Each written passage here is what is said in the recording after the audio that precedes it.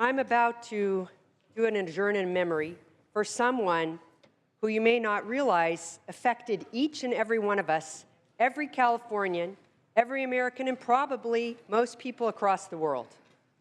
And that is Art Rosenfeld. Last Friday, January 7th, we lost the single most important architect of California's energy leadership. Dr. Rosenfeld, who was a former California Energy Commissioner, served 2 terms, professor of physics at UC Berkeley, a renowned researcher at Lawrence Berkeley National Lab, and so much more, who died peacefully at his home in Berkeley with his daughters and caretaker at his side. Art, who is also my dear friend and mentor, created the field of energy efficiency. While his initial work at LBNL was overseeing the Nobel Prize-winning particle physics group of Luis Alvarez, in 1974, he changed his research focus to the efficient use of energy. His pioneering work put energy efficiency front and center and charted the path for the scientific, technological, engineering, and building science advancements, as well as the public policy innovations that California, the US, and much of the rest of the world now almost take for granted. California has Art Rosenfeld to thank for our energy efficiency building code, our regulations to make roofs and pavements cooler to address the heat island effect, and California's efficiency standards for lighting, windows, and appliances. Let me give you just one example.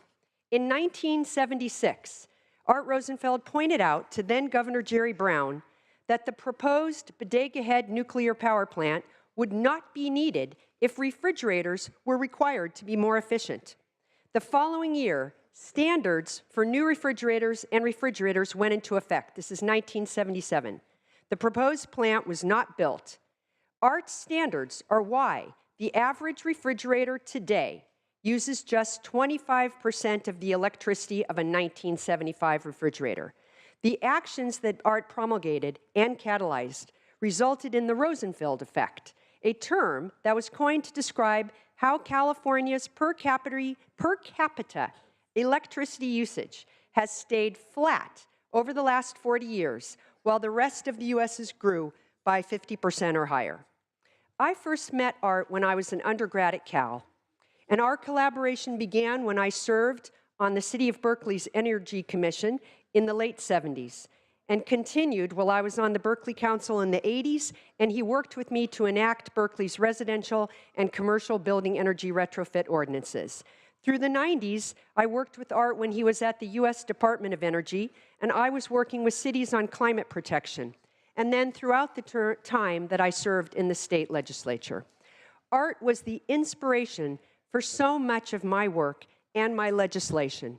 Throughout, he was a trusted friend, mentor, and advisor. And as everyone who ever knew or met Art, he was a genuinely wonderful and kind person, and at the same time, a forceful and tenacious advocate. He served on the Energy Commission for 2 terms, appointed by Governor Davis and Governor Schwarzenegger, and I'm confident that Governor Brown would have continued Art's service on the commission, but for the fact that Art's life was jolted by the sudden and unexpected death in 2009 of his beloved wife, Roz. Roz's death shook Art to the core, but he rallied and he managed to continue his work at LBNL. Note, he was in his 80s at the time, and as everyone who got late-night phone calls from him, another feature of everyone who knew Art, that you got very late-night phone calls, he continued his research and advocacy.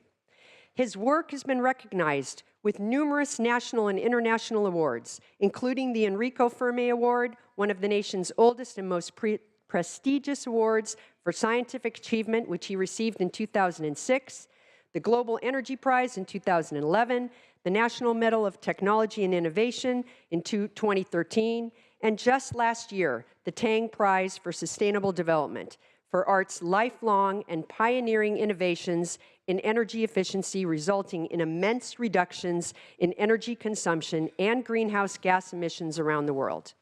Now let me get to a little more personal story. I was with Art on the day he celebrated his 90th birthday. We were sitting in his room when Governor Brown called to wish him a happy birthday and to congratulate him on the Tang Prize. They spoke for some time, and true to form, Art brought up energy efficiency and indicated that he was very pleased, and I will note for our pro tem, that he mentioned to Governor Brown he was very pleased to see that an expanded goal for efficiency was included in SB 350. I could spend much more time describing the impact of Art's work, the additional recognitions he received, but let me close with another personal story.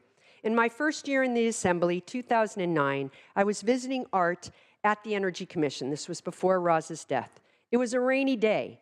At the end of our meeting, we walked out of the building, and Art, who, as I mentioned, then was in his late 80s, put on a classic old yellow raincoat, one of those big, heavy yellow raincoats, donned his bicycle helmet, began unlocking what I consider a very clunker of a bike.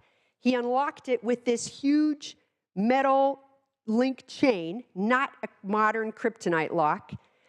And I asked him what he was doing. And he said, I'm riding my bike to the train station.